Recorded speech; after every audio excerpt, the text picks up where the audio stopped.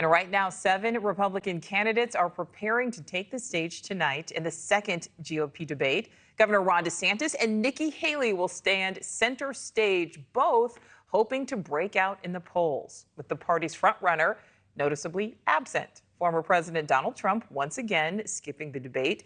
And this time, he could steal the spotlight as he spends the evening in Michigan meeting with those out on the picket line in the historic auto strike. Correspondent Emily Finn is in Michigan with more on the strike. But first, national politics reporter Julia Manchester from our partners at The Hill joins us live from the Ronald Reagan Presidential Library. That is where tonight's debate is taking place. Julia, thank you so much for giving us some of your time. Really exciting night. We know fewer candidates will be on the stage. How is that going to change the dynamic this time around?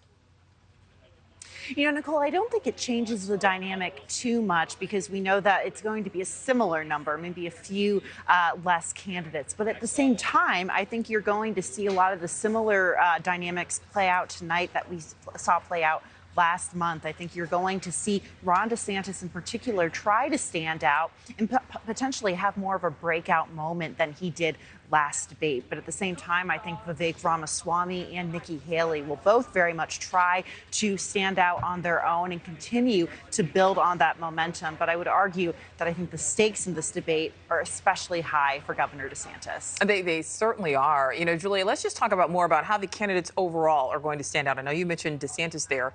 But for all of them, is it about attacking each other, or is it more about attacking the current administration, possibly maybe a mix of both? It's a mix of both, and all of these candidates need to walk that fine line. You know, they want to present themselves as the best candidate in the room, while at the same time contrasting their vision for the future with the Biden administration. We all know that all of these candidates on stage are united in wanting to essentially push back on the Biden administration and make Joe Biden only a one-term president. But at the same time, though, these candidates have slightly different visions for how they get that done, and we could potentially see how they differ on those issues. We know that there's definitely some differing opinions on how to deal with abortion, for example, the economy. You know, even though these are all conservatives, we know that some of these candidates differ slightly and have different schools of thought onto, how to approach this. And Julia, you mentioned this when it comes to DeSantis, but, we know the pool at this point tonight is smaller. How critical is a good showing tonight? I mean, is this it? Could this be make or break for some of these candidates?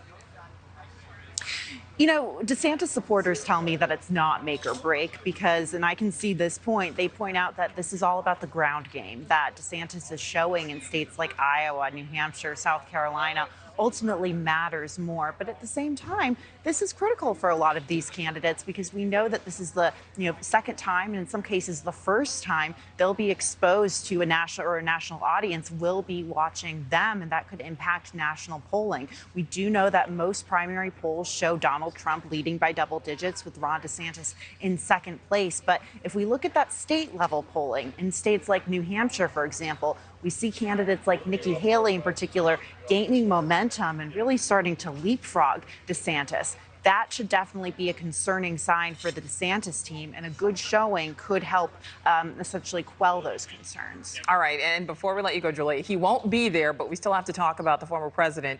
He's again doing counter-programming during the debate. Is he really going to be the big winner in all of this in spite of, once again, not being on the stage? We'll have to see. We know that the last debate did garner, I think, over 12 million viewers. So, I think both events are definitely going to be paid attention to. But even if Donald Trump wasn't counter-programming, he would still be a presence on that stage. He is quite literally, in a way, the elephant in the room, because we know that so many of these candidates, some of them have tied themselves very closely to Trump, like Vivek Ramaswamy. Others, like Chris Christie, have positioned themselves as anti-Trump candidates. And then others, like Ron DeSantis, have certainly taken a page out of a Trump playbook, but have struggled to walk that fine line of embracing Trump's policy while at the same time differentiating themselves going forward. Well, I know I certainly have my popcorn ready. I will be watching, as will millions of others. Julia Manchester, thank you. Thank you for watching. Go to newsnationnow.com to find News Nation on your television provider. And don't forget to click the red subscribe button below to get more of News Nation's fact-driven, unbiased coverage.